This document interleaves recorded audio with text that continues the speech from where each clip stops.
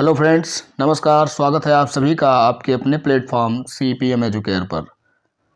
प्यारे विद्यार्थियों, आज के इस क्लास में हम देखेंगे इम्पॉर्टेंट इडियम्स एंड फ्रेजेस, जो क्लास 12th के इंग्लिश सब्जेक्ट में ग्रामर सेक्शन के अंतर्गत बहुत ही इंपॉर्टेंट टॉपिक है। 2 मार्क्स के क्वेश्चंस आप सभी से पूछे जाते हैं। एक ही क्लास में आप सभी के लिए सभी जो सबसे एक्सपेक्टेड हैं, बहुत ही महत्वपूर्ण है, जो संभावित हैं क्लास 12th के बोर्ड एग्ज़ाम 2025 में आने के लिए, केवल उन्हीं इडियम्स और फ्रेजेस को लेकर आया हूं मैं इसमें। तो बहुत ही शानदार, बहुत ही इंफॉर्मेटिव, बहुत ही हेल्पफुल, बहुत ही फ्रूटफुल सेशन आप सभी के लिए होने वाला है। तो फटाफट आप वीडियो को ज़्यादा से ज़्यादा अपने दोस्तों में शेयर कर दें, लाइक कर दें। चैनल पर अगर नया है दोस्तों, चैनल को सब्सक्राइब भी जरूर कर लें। अब आगे बढ़ते हैं बिना किसी देरी के और शुरू करते हैं आज का सेशन। तो सबसे पहले है a bed of roses, an easy and comfortable situation, यानी कि हिंदी में आप कहेंगे इसको फूलों की सेज। बेड ऑफ रोजेस का मतलब ये हुआ कि फूलों की सेज, एक ऐसी सिचुएशन जो बहुत ही कंफर्टेबल हो। तो अगर इसका वाक्य में प्रयोग करना हो तो आप कह सकते हैं कि life is not a bed of roses. जो जीवन है, जो मनुष्य का जीवन है, वो कोई फूलों की सेज नहीं है। दूसरा है आपका इडियम बर्ड्स आई व्यू, जिसका मतलब होता है अ जनरल सर्वे, सरसरी नज़र। जैसे एग्जाम में जाने से पहले आपको पूरा कंप्लीट सिलेबस आपको अ बर्ड्स आई व्यू यानी कि सरसरी निगाह से देख लेना चाहिए, है ना। तो a general survey, he revised important rules at a bird's eye view before going for the exam. Next है आपका अ बूजम फ्रेंड, जिसका अर्थ होता है इंटीमेट फ्रेंड, घनिष्ठ मित्र। तो इसको आप वाक्य में प्रयोग कर सकते हैं। मैं आपके लिए एक एक सेंटेंस लेकर आया हूँ यहाँ पर। प्रत्येक इडियम से एक एक सेंटेंस हमने यहाँ पे बनाया हुआ है। आप ऐसे ही और सेंटेंसेस बनाने की प्रैक्टिस करेंगे, ठीक है। नॉर्मली आपसे आपके बोर्ड एग्जाम का पैटर्न इस तरह से है कि एक इडियम दे रहेगा और उससे संबंधित आपको ऑप्शन में टिक करना रहेगा, ऑप्शन में फाइंड आउट करना रहेगा कि इसकी मीनिंग क्या होती है। नॉर्मली इंग्लिश मीनिंग उसमें पूछता है, ठीक है। तो इसलिए हमने आपको समझाने के लिए एक एक सेंटेंस यहाँ पर ले रखा है, वाक्य में उन इडियम्स को प्रयोग कर रखा है, ठीक है। और अच्छे से समझने के लिए आप ऐसे ही 2-3 वाक्यों की प्रैक्टिस कर सकते हैं, ठीक है। अब आइए आगे बढ़ते हैं। तो अ बूजम फ्रेंड यानी कि इंटीमेट फ्रेंड, घनिष्ठ मित्र। तो आप कह सकते हैं he is my bosom friend या Mohan is my bosom friend, है ना। अब आगे बढ़ते हैं। फिर है आपका a hard nut to crack, इसका अर्थ होता है डिफिकल्ट वर्क टू डू, कठिन कार्य। जैसे आप कह सकते हैं कि to crack NEET in one attempt was not a hard nut to crack for my younger brother। Example जो आपके लिए लाया हूँ इसमें इसका मतलब है कि मेरे छोटे भाई के लिए नीट को एक ही बार में क्रैक करना कोई कठिन काम नहीं था, यानी कि वो पहले ही प्रयास में एक ही बार में नीट जैसा एग्ज़ाम क्रैक कर लिया है। इसका इस वाक्य का ये अर्थ है। फिर आपका है अगला इडियम है ऑल एंड सन्ड्राई, जिसका अर्थ होता है विदाउट एनी डिस्क्रिमिनेशन, बिना किसी भेदभाव के। जैसे he invited all and sundry in his uncle's marriage party, उसने अपने चाचा के या अंकल के शादी समारोह में सबको बिना भेदभाव के एक तरफ से सबको इनवाइट किया, ठीक। अगला है आपका ऑल इन ऑल, यानी कि कंप्लीट मास्टर, सर्वे सर्वा। फॉर एग्जाम्पल आप कह सकते हैं कि our principal is all in the college, college में हमारे प्रिंसिपल ही सर्वे सर्वा है, बिना उनकी मर्जी के कोई भी बड़े फैसले नहीं लिए जाते, है ना। ये जितने भी मैं आपके लिए इडियम्स लेकर आया हूँ ना, ये सारे के सारे बहुत ही इम्पॉर्टेंट और एक्सपेक्टेड हैं। ये कई बार रिपीट भी होते हैं, कई बार पूछे भी गए हैं और 2025 में भी पूछे जाने की पूरी संभावना है, इसीलिए इनको हमने सेलेक्ट किया है। अगला है अ रेड लेटर डे, यानी कि अ हैप्पी डे, स्वर्णिम दिन, खुशी का दिन। जैसे आप कह सकते हैं कि 15 August is a red letter day in the history of India, Bharat के इतिहास में 15 अगस्त एक स्वर्णिम दिन है। एट सिक्सेस एंड सेवेंस, अगला है एट सिक्सेस एंड सेवेंस, जिसका अर्थ होता है स्कैटर्ड, यानी कि बिखरा हुआ, अस्त व्यस्त, है ना, अव्यवस्थित। यहाँ पर इसका एग्जाम्पल आप सभी के लिए है ही always puts his books at sixes and sevens, वह अपनी पुस्तकें हमेशा अस्त व्यस्त या अव्यवस्थित रखता है। एप्पल ऑफ वंस आई, जिसका अर्थ होता है वेरी डियर, बहुत ही प्यारा, बहुत ही प्रिय। To a mother even a bad child is the apple of her eye. एक माता के लिए यद्यपि चाहे बच्चा बुरा ही क्यों ना हो, फिर भी उसके आंखों का तारा होता है, बहुत प्रिय होता है ना। हिंदी में आपने मुहावरा पढ़ा होगा, आंखों का तारा होना, यानी कि बहुत प्रिय होना, वही इंग्लिश में है एप्पल ऑफ वंस आई। फिर नेक्स्ट है विद्यार्थियों, अ मैन ऑफ लेटर्स, यानी कि वेरी टैलेंटेड, विद्वान व्यक्ति। फॉर एग्जाम्पल आप कह सकते हैं our principal is a man of letters, हमारे प्रधानाचार्य जी विद्वान व्यक्ति हैं। आइए बढ़ते हैं आगे। फिर है आपका an apple of discard. An apple of discard का अर्थ होता है विद्यार्थियों काज ऑफ क्वेरल, झगड़े की जड़, झगड़े का कारण। ठीक है। The front seat of the classroom has always been an apple of discard among students. विद्यार्थियों के मध्य पहले सीट को, जो क्लासरूम की फर्स्ट बेंच है, उसको ग्रैब करना हमेशा झगड़े का कारण बनता है ना। करते हैं ऐसा आप कि बैक बेंचर बनते हैं आप सब? मतलब अभी भी विद्यार्थी ऐसे हैं जो सिंसियर विद्यार्थी हैं, मैं कहूँ तो अभी भी वो आगे बैठने के लिए लड़ते हैं। मतलब मैं तो देखता हूँ स्कूलों में, क्लासेस में, कई सारे क्लासेस में बच्चे कहते हैं कि सर पीछे ही बैठेंगे। जब से उन्होंने सुना है कि वहाँ बैक बेंचर्स ज़्यादा सफल होते हैं, तो उनको लगता है कि पीछे बैठने से सफल हो जाएंगे। अरे बेटा, वो जो बैक बेंचर्स सफल हो गए हैं ना, वो आगे चलकर बहुत मेहनत किए हैं, बहुत सिस्टमेटिक, बहुत डिसिप्लिन होकर तब वो सफल हुए हैं। और उन्होंने कह दिया कि हम तो बैक बेंचर थे, अरे जी हम तो बैक बेंचर थे, हम तो पढ़ने में ठीक नहीं थे, बस तुमको लगा कि अरे वाह, इसका मतलब मैं भी ऐसे बन सकता हूँ पीछे बैठकर। पीछे बैठो क्लास में, चाहे आगे बैठो, एक अच्छा अध्यापक तो सभी विद्यार्थियों पर बराबर ध्यान देता है ना। तो अध्यापक के लिए सारे विद्यार्थी समान हैं, आगे और पीछे बैठने से कुछ नहीं होता है। लेकिन हाँ, यहाँ पे जो हमने एग्जाम्पल आपने लिया है, ऐसा माहौल जरूर रहता है। आप सब ने देखा होगा क्लास 8 तक आप लोग भी लड़े झगड़े होंगे कि नहीं नहीं ये सीट हमारी है, हमको इस पे बैठना है ना। चलिए आगे बढ़ते हैं। दूसरा है आपका एट डाइगर्स ड्रान, यानी कि ओपन एनिमिटी, खुली दुश्मनी। जैसे both of his sons are at daggers drawn with each other, उसके दोनों पुत्रों की आपस में या एक दूसरे से खुली दुश्मनी है।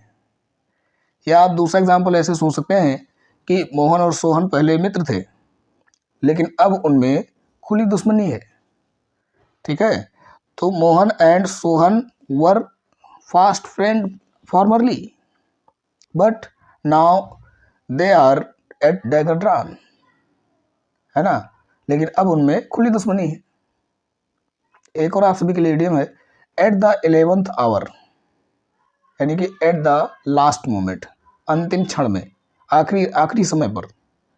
जैसे he refuse to go with me at the 11th hour, उसने मेरे साथ जाने से मना कर दिया, वो भी सबसे आखिरी में, अंत में।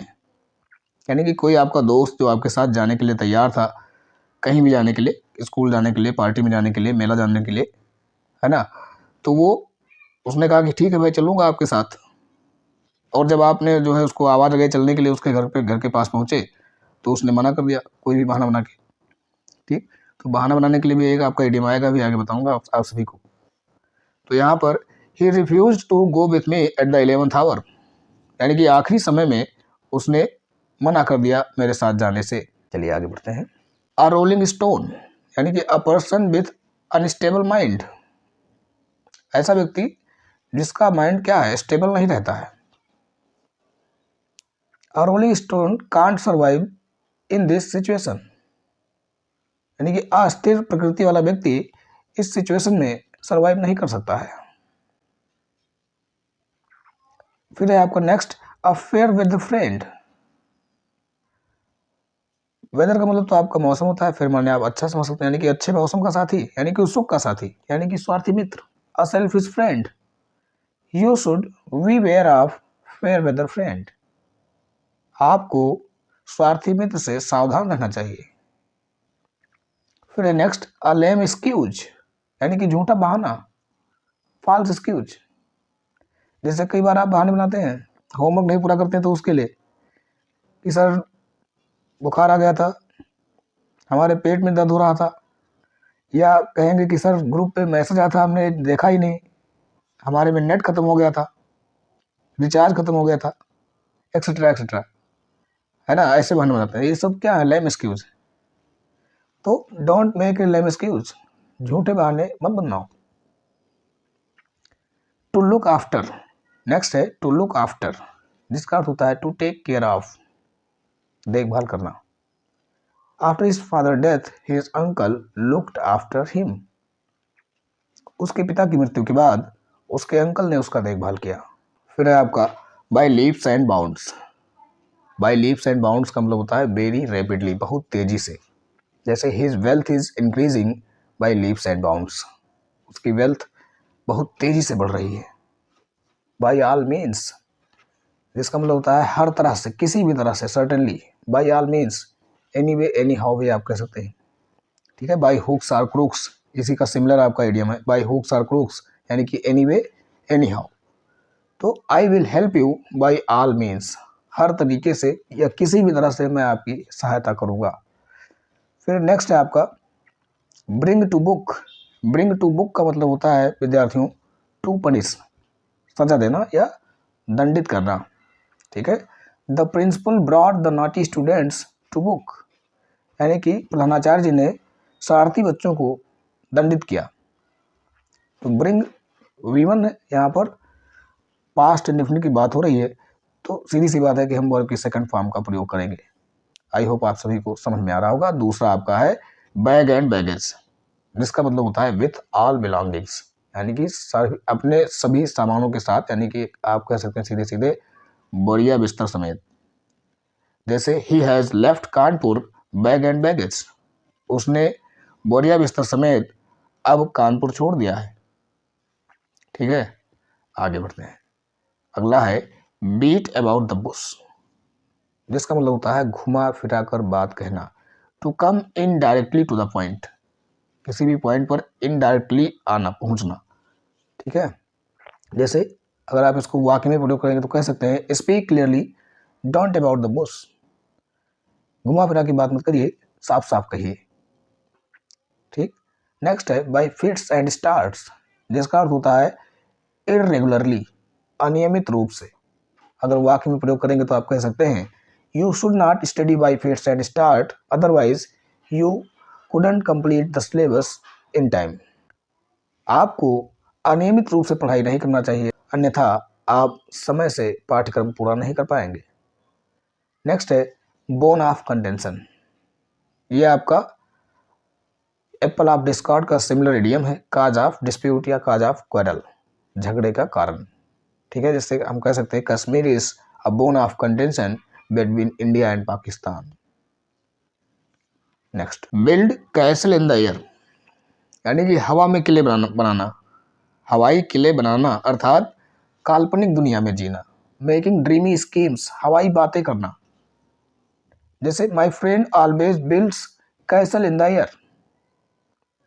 अगला है चाइल्ड्स प्ले, पढ़ने पर यह महसूस होता है कि बच्चों का खेल, यानी कि कोई आसान काम, ये तो बच्चों का खेल है, मैं तो कर लूंगा, है ना। तो easy work, to walk on the rope in circus is not child's play, यानी कि सर्कस में रस्सी पर चलना, एक रस्सी पर बैलेंस करते हुए पूरी बॉडी को, या कई बार तो आप देखते हैं कि उस पर चलने वाला जो बच्चा या बच्ची छोटी सी होती है या व्यक्ति होता है, वो अपने सिर पर कई बार छोटे छोटे बर्तन को भी बैलेंस किया रहता है ना। तो कहने का तात्पर्य यही है कि सर्कस में रस्सी पर चलना कोई बच्चों का खेल नहीं है, आसान काम नहीं है, इजी वर्क नहीं है। नेक्स्ट है क्रोकोडाइल टीयर्स, यानी कि बनावटी आंसू, या फिर कह सकते हैं आप झूठे आंसू, false tears. For example the prince killed his own brother for the throne, now he is showing crocodiles tear, यानी कि राजकुमार ने अपने ही भाई को सिंहासन प्राप्त करने के लिए मार डाला और अब वह झूठे आंसू दिखा रहा है। Now he is showing crocodiles tear. Next है फार एंड वाइड, जिसका अर्थ होता है इन ऑल डायरेक्शन। जिसे कह सकते हैं हम कि he became famous far and wide, वह चारों ओर प्रसिद्ध हो गया, ठीक है। बढ़ते हैं आगे। फेयर एंड स्क्वायर, यानी कि ऑनेस्ट। फेयर एंड स्क्वायर का मतलब क्या होता है, ऑनेस्ट, ईमानदार। You should fair and square in your business, तुम्हें अपने काम में ईमानदार रहना चाहिए। फ्रेंच लीव यानी कि लीव विदाउट परमिशन, बिना परमिशन की छुट्टी, जिसको आप बंक मारना कहते हैं, है ना। तो इडियम आएगा तो क्या कहेंगे इसको, फ्रेंच लीव कहेंगे। My boss will not grant me leave so I may be on French leave tomorrow. मेरे बॉस मुझे छुट्टी नहीं देंगे, छुट्टी प्रदान नहीं करेंगे, इसलिए मैं कल बिना बताए छुट्टी ले सकता हूँ, है ना। लीव विदाउट परमिशन, बिना अनुमति के छुट्टी ले सकता हूँ। Get rid of, be free from यानी कि छुटकारा पाना। He wants to get rid of his bad habits, वह अपने बुरी आदतों से छुटकारा पाना चाहता है। बहुत अच्छी बात है, हम सबको चाहिए। हम ऐसे कह सकते हैं कि we want to get rid of his bad habit, our bad, हम कह सकते हैं कि we wants to get rid of our bad habits. ठीक, नेक्स्ट है आपका ग्रीस द पाम यानी कि मुट्ठी गर्म करना। मुट्ठी गर्म करने का मतलब क्या हुआ, ब्राइब यानी कि रिश्वत देना। If you want your payment from the office grease the palm of cashier, अगर आप ऑफिस से अपना पेमेंट चाहते हो तो कैशियर को रिश्वत दो यानी कि उसकी मुट्ठी गर्म कर दो। अब बढ़ते हैं आगे। हरकुलियन टास्क यानी कि डिफिकल्ट जॉब, कठिन कार्य। To understand mensuration is a herculean task यानी कि मेंसुरेशन समझना एक कठिन कार्य है। नेक्स्ट है इन ब्लैक एंड व्हाइट, जिसका मतलब होता है लिखित रूप में। ठीक है, शब्द पे मत जाइएगा। इन ब्लैक एंड व्हाइट का अर्थ होता है लिखित रूप में। जैसे he confessed his crime in black and white, उसने अपना अपराध कबूल कर लिया है, स्वीकार कर लिया है लिखित रूप में। उसने लिखित रूप में अपना अपराध स्वीकार कर लिया है। इन्स एंड आउट्स, जिसका अर्थ होता है फुल डिटेल्स, पूर्ण विवरण। You should first try to know the ins and outs of the case before giving your opinion. अपनी राय देने से पहले आपको केस के बारे में पूर्ण विवरण यानी कि फुल डिटेल्स जान लेना चाहिए। फिर नेक्स्ट है लायंस शेयर यानी कि ग्रेटेस्ट पार्ट, सबसे बड़ा भाग। My younger brother always takes a lion's share of cake on my birthday. ऐसे भी आप कह सकते हैं कि हमारे जन्मदिन पर जब केक आता है घर में, तो जो मेरा छोटा भाई है वो सबसे बड़ा हिस्सा ले लेता है उसमें से, है ना। आपका दुलारा भी है, आप दे भी देते हैं, अच्छी बात है, बहुत अच्छी बात है। चलिए आगे बढ़ते हैं। यहाँ तक हमने आप सभी को बताया सेंटेंस में यूज़ करते हुए भी सभी इडियम्स, सभी मुहावरों का सेंटेंस में हमने प्रयोग करते हुए आपको बताया। अब यहाँ पर जो मैं आपको बता रहा हूँ, इसको आप सब कम से कम दो दो वाक्यों में इसको प्रैक्टिस कर लेंगे, इसको प्रयोग कर लेंगे और आपका अच्छे से तैयार हो जाएगा, अच्छे से प्रिपेयर हो जाएगा। बहुत ही इंपॉर्टेंट इडियम्स हैं ये भी मोस्ट रिपीटेड इडियम्स हैं और 2025 बोर्ड एग्जाम में एक्सपेक्टेड भी हैं। तो लॉन्ग एंड शॉर्ट यानी कि इन ए नटसेल, संक्षेप में बताइए। इन ब्रीफली, और ये दोनों इडियम के रूप में आते हैं। इन ए नटसेल भी आपका इडियम में आता है और लॉन्ग एंड शॉर्ट भी आता है। ठीक है, जिसको आप एक शब्द में कह सकते हैं ब्रीफली यानी कि संक्षेप में, इन ब्रीफ, संक्षेप में, है ना। फिर है मेडन स्पीच यानी कि फर्स्ट स्पीच, पहला भाषण। पहले भाषण को हम कहते हैं मेडन स्पीच। ठीक, फिर है safe and sound, that mean completely safe, सुरक्षित। टॉल टॉक, नेक्स्ट है टॉल टॉक, जिसका अर्थ होता है अ बिग टॉक, गप्पे मारना। ठीक, अगला है to born with a silver spoon, that mean to born in a rich family, धनी परिवार में जन्म लेना। नेक्स्ट है टू बेयर द पाम यानी कि टू गेट विक्ट्री, कंफ्यूज नहीं होना है। मैंने तो बताया था टू ग्रीस द पाम, जिसका मतलब होता है रिश्वत देना। टू ग्रीस द पाम यानी कि रिश्वत देना, टू ब्राइब। बट यहाँ पर आपका है टू बेयर द पाम यानी कि टू गेट विक्ट्री, विजय प्राप्त करना। बिल्कुल भी कंफ्यूज नहीं होना है, मुझे लगता है कि क्लियर हो रहा होगा आपको। फिर नेक्स्ट है to bury the hatchet, that mean to forget an old quarrel, पुराना झगड़ा भूलना या पुराना झगड़ा समाप्त करना। नेक्स्ट है to call bad names, that mean to abuse, गाली देना, बुरे शब्द या अपशब्दों का प्रयोग करना, जिसको आप कहेंगे टू कॉल बैड नेम। जैसे he was calling bad name therefore I complaint against him, वो गाली दे रहा था इसलिए मैंने उसकी शिकायत की, है ना। To go to the dogs, that mean to get destroyed, नष्ट हो जाना, बर्बाद हो जाना, to go to the dogs. Next है to look down upon, that mean to despise, घृणा करना, इसके लिए इडियम आप प्रयोग करेंगे टू लुक डाउन अपॉन। अगला है आपका to put the cart before the horse, यानी कि टू चेंज यूजुअल ऑर्डर, जो आपका यूजुअल यानी कि प्राकृतिक रूप से जो ऑर्डर है, जो तरीका है, जो क्रम है, उसको उल्टा कर देना, बदल देना, यानी कि विपरीत या उल्टा रखना, to put cart before the horse. फिर है अगला to play in one's hands, to remain under one, किसी के अंतर्गत रहना, किसी के अंडर में काम करना, वही मतलब है to play in one's hand, यानी कि किसी के हाथों का कठपुतली होना। तो इसका भी प्रयोग आप अपने वाक्यों में कर लेंगे। तो ये थे कुछ इंपॉर्टेंट इडियम्स जो मोस्ट एक्सपेक्टेड है आप सभी के बोर्ड एग्जाम 2025 के लिए। दोस्तों वीडियो कैसा लगा, क्लास कैसी लगी, आप कमेंट्स करके जरूर बताएं। अपने दोस्तों में ज़्यादा से ज़्यादा शेयर कर दीजिएगा, चैनल को सब्सक्राइब कर लीजिएगा, बने रहिएगा हमारे साथ CPM एजुकेयर पर। जल्द ही मिलते हैं नेक्स्ट क्लास पर। Thanks for watching the video.